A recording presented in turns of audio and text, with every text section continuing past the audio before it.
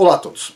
Hoje vamos ao vídeo importante da semana, série 10 mandamentos, parte 6, sexto mandamento. Então vamos lá. Superficialmente, o sexto mandamento soa bem simples e direto em Shemot, Êxodo, capítulo 20, versículo 13. Muito simples, não é verdade? Não matarás. Pô, não matarás, qual a dificuldade de entender uma coisa dessa? Bom, pois bem, embora pareça simples, quando nós olhamos em profundidade esse mandamento, nós encontramos mais camadas abaixo da superfície. Por um lado, seria simples pensar que esse mandamento proíbe os israelitas de matar pessoas, ou matar animais, ou qualquer coisa. Porém, se isso fosse verdade, os israelitas teriam violado esse mandamento várias vezes por ordem direta do próprio Criador, certo? Yahweh Tsevaot, quando ele ordenou destruir os inimigos. Ou seja, não faz sentido, pois Yahweh não fala nada contra a sua própria palavra. Ou seja, se tudo é perfeito, tudo tem que se encaixar perfeitamente.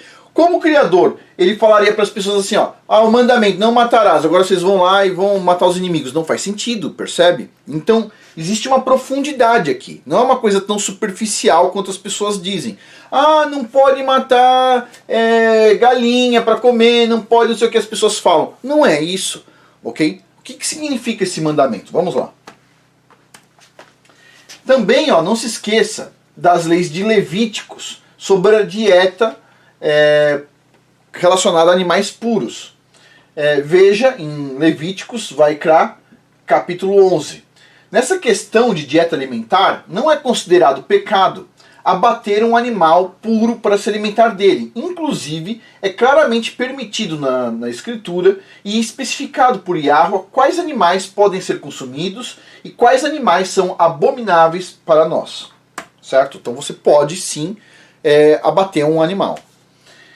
E não podemos também esquecer dos sacrifícios dos animais pelos sacerdotes levitas, pois foi claramente passado instruções bem específicas de como fazer o sacrifício do animal e quais animais seriam usados e em quais ocasiões eles seriam usados. Ou seja, não é considerado uma violação da lei, não é considerado um pecado matar o animal, pois a informação foi nos dada por Yahweh através de Moisés. Ou seja, se o próprio Criador permitiu, se o próprio Criador deu instruções para abate de animal, significa que, obviamente, não é proibido, certo? Pois bem. Também nesse estudo, olharemos para os vários aspectos de matar. Alguns são justificáveis e outros injustificáveis de acordo com a Escritura. Algumas palavras inspiradoras de Eclesiastes nos dão uma diretriz sobre o assunto. Olha só, Eclesiastes. Tudo tem a sua ocasião própria. E há tempo para todo propósito debaixo do céu. Há tempo de nascer e há tempo de morrer. Eu acho que todo mundo sabe disso. Tempo de plantar e tempo de arrancar o que se plantou, de colher. Há tempo de matar e tempo de curar. Tempo de derrubar e tempo de edificar. Tudo tem tempo, inclusive tempo de matar. Está tudo aqui, certo? Eclesiastes. Pois bem. A Escritura nos diz que até existe um tempo específico, então, para fazer abates ou a matar e tudo mais. Entretanto, precisamos olhar em profundidade esse sexto mandamento para ter um entendimento claro e verdadeiro dele. Vamos ver o que Yahweh nos disse sobre os inimigos de Israel que viviam na terra de Canaã. E a gente vai ver isso em Levíticos 18, versículos 24 e 25. Não vos contamineis com nenhuma dessas coisas, porque com todas elas se contaminaram as nações que eu expulso diante de vós. E porquanto a terra está contaminada, eu visito sobre ela a sua iniquidade.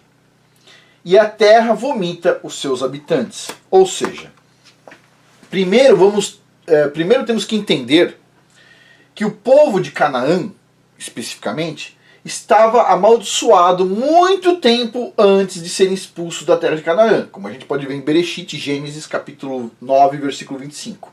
E disse: maldito seja Canaã, servo dos servos será de seus irmãos. Ou seja, ele já era uma nação amaldiçoada, certo? E também foi por isso que eles foram vomitados e expulsos da terra de Canaã. Yahweh marcou os cananitas para a destruição muito tempo antes dos israelitas entrarem na terra de Canaã.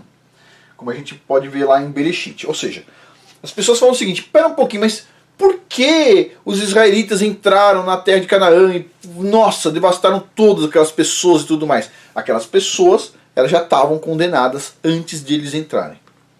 Pois bem, vamos dar uma olhada aqui, ó.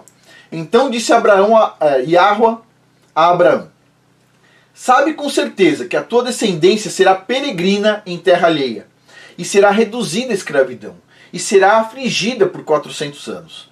Sabe também que eu julgarei a nação a qual ela tem de servir, e depois sairá com muitos bens. Tu, porém, irás em paz para teus pais, em boa velhice serás sepultado. Na quarta geração, porém, voltarão para cá, porque a medida da iniquidade dos amorreus não está ainda cheia. Então tinha terra, tinha os amorreus ali na terra, e a iniquidade deles era grande, mas ainda não tinha completado. O Criador tinha exatamente a medida que ele aceitaria, e depois daquela medida ali, ele já mandaria, né, a destruição para os amorreus. Bom, a iniquidade dos amorreus não estava ainda completa naquele tempo de Abraão. Amorreus é outro nome para as pessoas que habitavam a terra de Canaã e territórios ao redor. Ou seja, Yahweh permitiu que eles se corrompessem totalmente. Ou seja, você quer fazer bagunça? Você tem uma chance ainda. Ó. Mais uma chance, mais uma, mais uma. Foi enchendo o vaso do pecado até transbordar, certo? Então, ó, ele permitiu eles continuarem fazendo o que eles tinham que fazer ou se arrepender antes de destruí-los. E essa destruição veio pelas mãos de Israel. Yahweh geralmente usa uma nação para trazer julgamento ou destruir outras nações. Ou seja, uma nação ali, no caso os amorreus, receberam um julgamento e depois veio Israel executar os julgamentos. Simplesmente assim. Isso acontece em muitas partes da história, basicamente. Uma nação indo destruir outra nação. Isso é, basicamente, o Criador bateu o martelo lá no sentido de julgamento e aquela nação ali vai ser então destruída, certo? Pois bem, no julgamento de Sodoma e Gomorra, nós vemos que Yahweh não destruiu os justos com os perversos. Mas quando os pecados dessas cidades chegaram até Yahweh, ele os julgou de acordo e os destruiu. Porém, antes enviou mensageiros celestiais que foram liderados por Yahushua e foram interrompidos por Abraão em Bereshit, capítulo 18, versículo 23. Abraão chegou um pouco mais perto e indagou: destruirás o justo com o pecador? Essa pergunta foi seguida por várias perguntas, acho que todo mundo conhece a história, certo? Que envolvia a quantidade de pessoas justas que poderiam estar na cidade. No final, no verso 32, vemos o cenário que Yahushua permitiu para que aquelas duas cidades fossem então destruídas.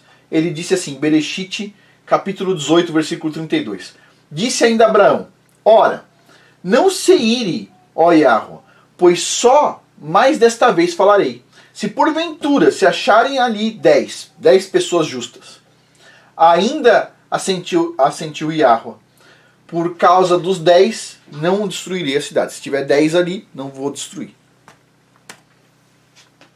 Essa conta nos dá duas questões que vamos focar nesse estudo. Primeira, Yahweh não destrói os justos com os perversos. Ponto. Ok? Não destrói os justos com o perverso. Mesmo nos piores julgamentos, como Sodoma e Gomorra.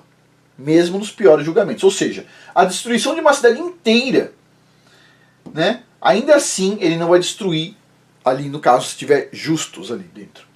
As poucas almas justas que estiverem nas cidades deverão ser removidas para a cidade ser destruída, como a gente vê em Bereshit, capítulo 19, versículo 15.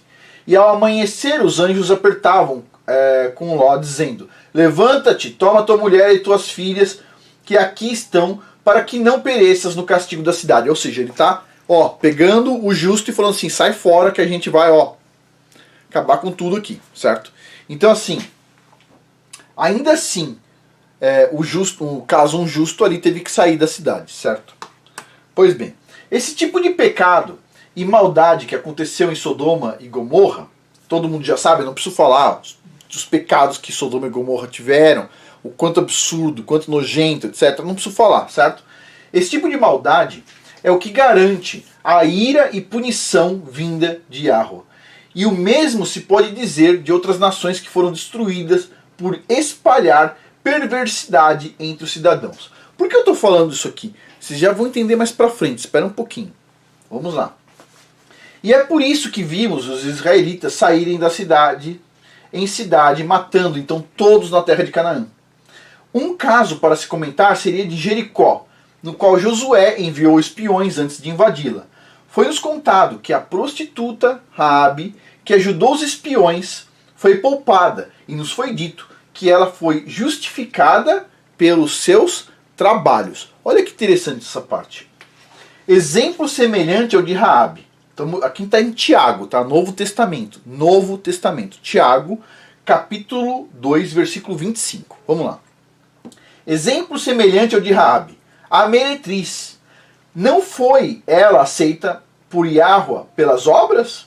Quando aconteceu os mensageiros de Israel, quando acolheu os mensageiros de Israel e os conduziu à liberdade por um outro caminho? Olha só, a meretriz não foi aceita por Yahweh pelas obras que ela fez ao fazer o bem ali, pelas obras que ela fez. E aí, gozado, muitas pessoas falam o seguinte: não, obra, não precisa fazer obra, é só acreditar. Obra não precisa, imagina. Olha, até a meretriz teve uma chance ali pelas obras que ela fez. Pelo menos o que diz o Novo Testamento, Tiago, capítulo 2, versículo 25. Mas continuando aqui. Os trabalhos da prostituta Raabe não somente a poupou, mas também toda a casa dela. E Arruxa, Josué, a gente pode ver isso em Arruxa, Josué, capítulo 6, versículo 23 a 25. Vamos dar uma olhada. Entraram, pois, os mancebos espias, e tiraram Raabe, seu pai, sua mãe, seus irmãos, e todos quantos lhe pertenciam. E trazendo todos os seus parentes, os puseram fora do arraial de Israel. A cidade, porém, e tudo quanto havia nela, queimaram a fogo. Tão somente a prata e o ouro, os vasos de bronze e de ferro, colocaram-nos no tesouro da casa do Criador. Assim Josué poupou a vida da prostituta Raabe, a família de seu pai e todos quantos lhe pertenciam. E ela ficou habitando no meio de Israel até o dia de hoje, porquanto esconderam os mensageiros de Josué, que Josué tinha enviado a espiar Jericó. Ela fez uma obra, uma boa obra, e foi poupada ela e a casa inteira dela. Que interessante. Vamos lá. Lembre-se, o assunto é não matarás. Espera um pouquinho. Novamente, Yahweh não destrói o justo junto com os perversos. Não faz isso. Depois, nós temos o incidente também do bezerro de ouro, no qual Moisés comandou os levitas a matarem vários israelitas que pecaram. Certo? Existe essa passagem. Eles decidiram fazer a sua própria deidade, um Deus para ele lá com D minúsculo, enquanto Moisés estava no Monte Sinai recebendo as tábuas da aliança. Ou seja, eles violaram o primeiro mandamento de cara, só para começar. Ao descer do monte, Moisés os viu fazendo uma orgia pagã ainda por cima, e cometendo todo tipo de abominações. E a apostasia chegou até Yahweh. Então Moisés imediatamente tomou uma ação. A gente vai ver em Shemot, Êxodo, capítulo 32, versículo 25 a 28. Olha só. Quando, pois, Moisés viu que o povo estava desenfreado, pôs-se em pé à entrada do arraial e disse: quem está ao lado de Yahweh, vem a mim. Ao que se ajuntaram a ele todos os filhos de Levi. Então ele lhes disse: assim diz Yahweh, o Elohim de Israel: cada um põe a sua espada sobre a coxa, e passai e tornai pelo arraial de porta em porta, e mate cada um a seu irmão, e a cada um seu amigo, e a cada um seu vizinho. E os filhos de Levi fizeram conforme a palavra de Moisés, e caíram do povo naquele dia cerca de 3.000 homens que tinham pecado. 3.000 homens, ok? Lembre-se, qual que é o mandamento? Não matarás. Vamos tentar entender? Está começando a entender a profundidade do não matarás? Espera um pouquinho, está acontecendo várias vezes, como assim não matarás? Espera aí, que você já vai entender. Vamos lá. Esse ato de matança foi completamente justificado aos olhos de Yahweh. De fato, veja o que Moisés disse em Shemot, Êxodo, capítulo 32, versículo de 30 a 35. No dia seguinte, disse Moisés ao povo: vós tendes cometido grande pecado. Agora, porém, subirei a Iahua, porventura farei expiação por vosso pecado. Assim tornou Moisés a Iahua e disse, este povo cometeu um grande pecado, fazendo para si um Deus de ouro. Agora, pois, perdoa o seu pecado, ou se não, risca-me do teu livro que tens escrito. Então disse Iahua a Moisés, aquele que tiver pecado contra mim, a este riscarei do meu livro. Vai, pois, agora, conduz esse povo para o lugar de que te hei dito. Eis que o meu anjo irá diante de ti. Porém, no dia da minha visitação sobre eles, visitarei o seu pecado. Feriu, pois, Iahua ao povo, por ter feito o bezerro que Arão formara. Então, assim, vamos lá. Olha só que interessante. Primeira coisa, os caras cometeram um pecado grave. Então Moisés chama os levitas vão e matam 3.000 homens que cometeram um pecado absurdo no acampamento, ok? Pois bem. Então Moisés vai pedir perdão ao Criador para espiar o pecado das pessoas. O Criador diz assim, ok, tranquilo, eu vou visitar o acampamento. E naquele dia foi enviada uma praga para o acampamento, onde muitos morreram de uma praga. Aquela praga pegou nos pecadores. Ele exterminou os pecadores de vez. Assim, os levitas fizeram um trabalho de matar os 3.000, mas ainda sobrou algum ali escondidinho que passou de hipócrita, vestiu uma máscara e tal. Né? Mas o bonzinho não estava ali não. O Criador sabia do que estava no coração de cada um. Ele passou ali com uma praga e matou o resto que pecou. Sobrou só os que não pecaram. Ok, continuando aqui. A matança de vários israelitas pelas mãos dos levitas não foi atribuída como um pecado. Aquela matança foi contada como um julgamento justo e merecido contra aquelas pessoas que pecaram. Pecaram contra quem? Contra a lei do governo, etc. Não, pecaram contra a lei do Criador. Pecaram contra o Criador. Pecar é transgredir a lei de Iahua. Certo? Pois bem. Entendendo também que o próprio Moisés matou um egípcio que estava batendo um israelita. A gente pode ver em Shemot, Êxodo, capítulo 1, versículo de 11 a 12. A gente deve considerar isso. Ele próprio, né, no caso ali, matou um egípcio. Porém, isso não fez com que Iahua escolhesse outro ao invés de Moisés para a tarefa de liderar os israelitas para fora da escravidão. E também este ato não foi contado como pecado contra Moisés, pois quando Moisés matou o egípcio, não foi premeditado e sim foi acidental. E a lei tem cláusula para isto. Vejamos em Shemot, Êxodo, capítulo 21, versículo 12 a 13. Quem ferir a um homem, de modo que este morra, certamente será morto. Essa é a lei. Se o cara matar uma outra pessoa de morte, ele vai morrer. Se, porém, lhe não armar ciladas, não premeditou, mas o Criador o entregar nas mãos, então te designarei o lugar para onde ele fugirá. Então, se a pessoa cometeu um pecado assim, premeditou, vou lá, vou fazer o mal, etc., aí essa pessoa certamente morrerá. Se estava tendo uma briga ali, por acaso um escorregou, aconteceu uma coisa, jogou uma coisa que não imaginava, o calor do momento, etc., tal, não foi premeditado e o outro morreu, aí no caso, o julgamento não é um julgamento de morte, okay? Foi um acidente. Né? Com relação ao local de refúgio, né, nos foi dito em Shemot, Êxodo o seguinte, capítulo 2, versículo 15. E quando o faraó soube disso, que Moisés tinha matado um egípcio, procurou matar a Moisés. Este, porém, fugiu da presença do faraó e foi habitar na terra de Midian e sentou-se junto a um poço. Ok. Em Atos, capítulo 7, versículo 30, nos conta que Moisés esteve na terra de refúgio por 40 anos. Ou seja, no caso, ele não matou intencionalmente, o Criador abriu um espaço para ele estar saindo dali, fugir para uma terra de refúgio, e ele ficou lá 40 anos. Então, enquanto nós continuamos a analisar os pontos isolados e apertamos o foco da matança nacional para os casos de morte isolada, nós temos essa cláusula adicional na lei. Vejamos em Shemot, Êxodo, capítulo 22, versículos 2 a 3. Olha que interessante. Se o ladrão for achado a minar uma casa, a roubar uma casa, e for ferido de modo que morra, o que feriu não será réu de sangue. Certo? Está roubando o outro lá. Mas, se o sol houver saído sobre o ladrão, se tiver dia, o que feriu será réu de sangue.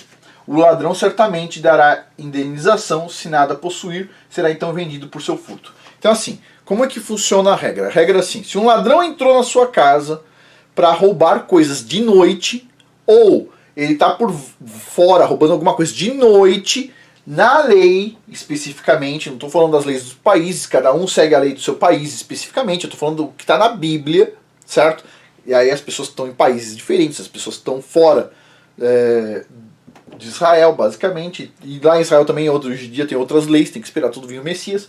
Mas se um ladrão entrar na casa de uma pessoa de noite e a pessoa vai se defender e mata o ladrão, não tem pecado algum nisso. Mas se for de dia, aí é diferente. Se for de dia, você tem que entregar o ladrão para a autoridade. Você vai ver o ladrão, você vai dar um tiro para cima, vai tentar fazer alguma coisa, a não ser que seja um acidente. Então, de dia é diferente, mas de noite, especificamente, se o ladrão entrou na sua casa para roubar qualquer coisa, tipo assim, o sangue derramado ali não está na sua conta, ok?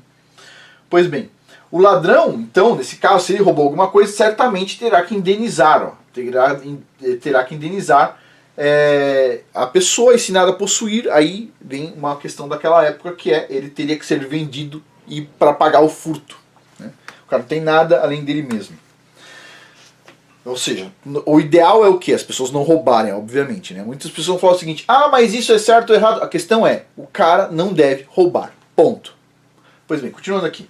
Uma questão muito importante a se notar é a morte de indivíduos isolados, como no caso do ladrão da noite, ou de cidades inteiras e nações e pessoas perversas, ou até mesmo a questão do sacrifício de animal.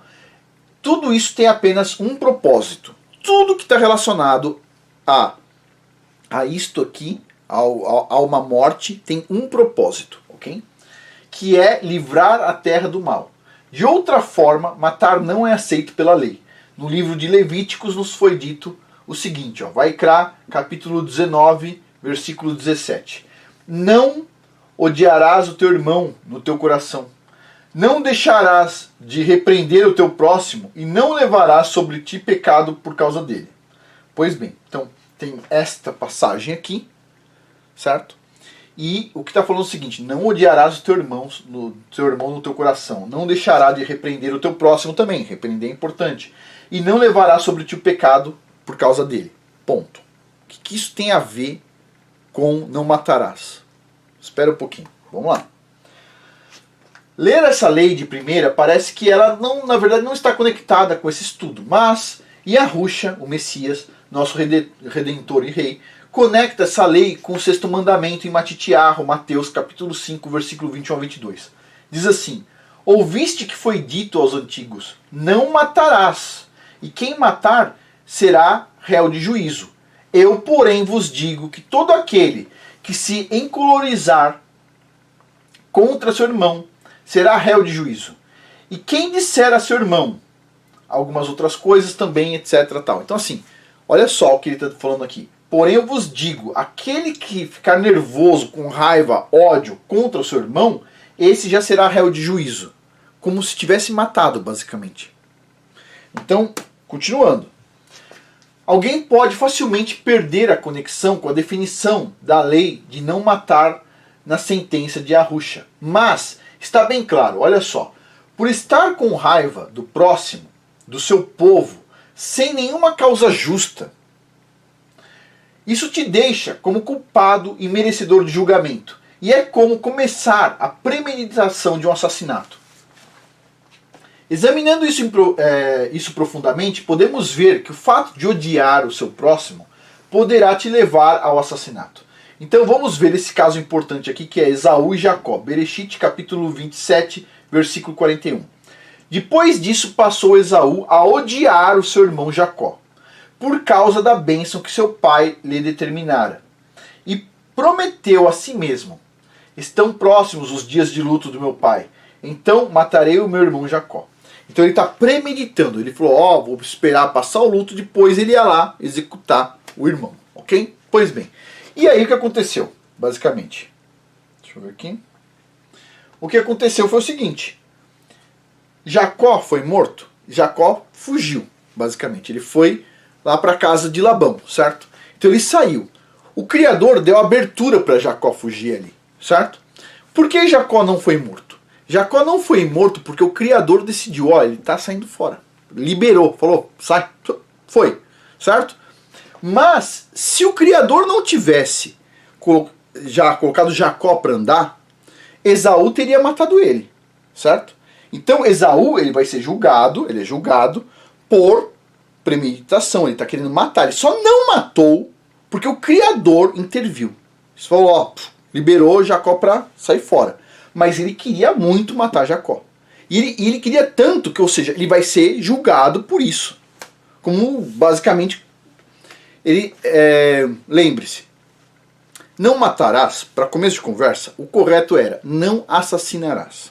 Assassinar é algo que você faz, como a pessoa está fazendo uma coisa errada dentro do próprio povo e está fazendo sem motivo nenhum. A pessoa não tem nada, não cometeu nenhum pecado, não é maldosa, não aconteceu nada, simplesmente vê o ódio no coração da pessoa.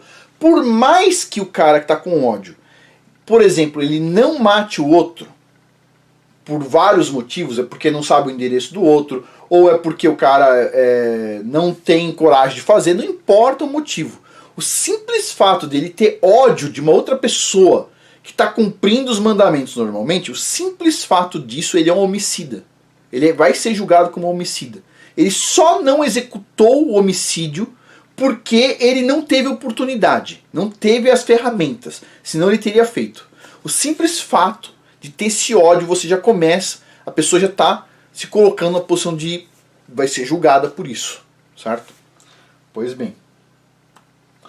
E essa ideia é explicada pelo emissário Yohanan, João, que escreveu na carta, que a gente vai ler aqui 1 João, Yohanan Aleph, capítulo 3, versículo 14 a 15. Olha só, nós sabemos que já passamos da morte para a vida, porque amamos os nossos irmãos. Certo? Quem não ama permanece na morte.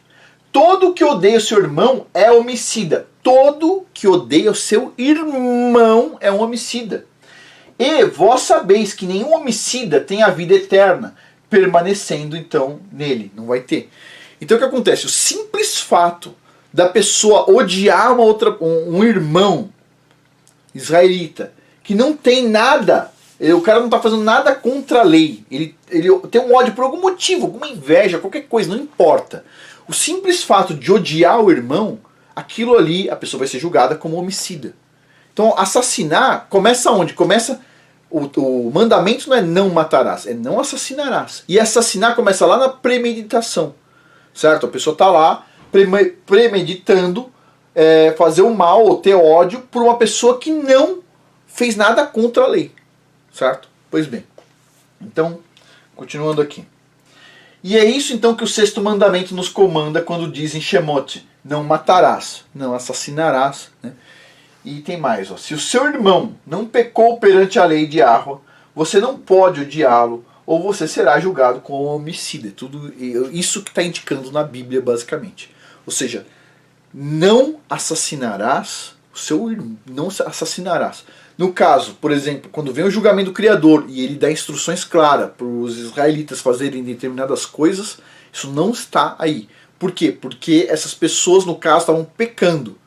Quando diz não assassinarás, a pessoa não tem nada ali errado, certo? Não está cometendo pecado, não está criando mal no mundo. Quando a pessoa não está criando mal no mundo, tipo assim, por que alguém vai odiar uma pessoa? A gente sabe que hoje em dia as pessoas têm ódio simplesmente, sei lá, porque um fala uma coisa que o outro não concorda. Tipo assim, o fato de um falar uma coisa que o outro não concorda, qual o problema? Onde diz na Bíblia que as pessoas todas têm que concordar com o mesmo assunto? Não tem isso, percebe? Então assim, a gente vive num mundo que assim, boa parte das pessoas vai ser julgada por homicídio. Porque as pessoas elas têm ódio uma das outras por nada. Se as pessoas não estão, se uma pessoa não está fazendo algo contra a lei do Criador, não tem motivo nenhum para isso. Agora, sim, a maioria das pessoas nos dias de hoje, elas são totalmente anomistas, elas são contra a lei do Criador. E o Criador vai mandar um julgamento, vai mandar. E essas pessoas vão acontecer o que com elas? adivinha? Vão viver para sempre, né? Não, as pessoas que são pecadoras contra a lei e odeiam a lei do Criador, etc. tal, e ainda mais, ficam inventando mentira para as pessoas não seguirem a lei do Criador, que nunca foi abolida. Tipo assim, aí sim, vai vir um julgamento pesado para as pessoas. Agora, voltando, sexto mandamento é o quê? Não matarás. E quando a gente diz não matarás, significa também assim, a gente não pode, o matarás é assassinarás, e a questão do assassinarás é a questão do... a pessoa não pode fazer uma coisa premeditada, que nem Esaú ia fazer contra Jacó. Uma coisa horrorosa, certo? E quando começa a premeditação de alguma coisa desse tipo? Uma premeditação acontece quando aparece o ódio. Ou seja, uma pessoa que tem ódio por um irmão, essa pessoa de cara vai passar por um julgamento de um homicida, né? É assim que funciona. Bom, pessoal, por hoje é isso. É isso que eu tinha para falar sobre esse mandamento. Então, não matarás, no sentido de não assassinarás. E obviamente, a gente não está falando isso aqui. A pessoa pode sim abater uma galinha para comer, pode abater um cordeiro para comer, pode abater um bovino para comer, para sustentar a sua família. Isso não tem mal nenhum, obviamente, certo? Bom, pessoal, por hoje é isso. Muito obrigado a todos. Até mais.